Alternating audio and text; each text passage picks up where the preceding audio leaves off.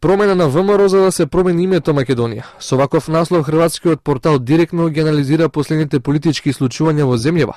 Во текстот се наведува дека политичката криза во земјава се создава со цел да се направи притисок околу македонските позиции кон овој проблем. Порталот директно пишува дека раководството на ВМРО ДПМН има тврд став околу билатералниот проблем со Грција. Потврда, како што пишува во текстот, има и меѓународниот суд на правдата, кој пресуди дека Грција не го почитува договорот во Обединетите нации.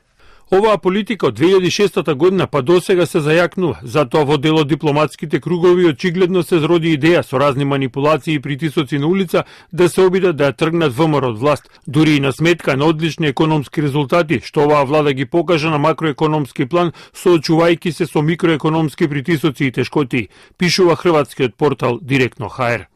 Порталот пишува дека од 2006 до 2016 година ВМРО ДПМН имаше низа успеси за да ги одбрани овие интереси.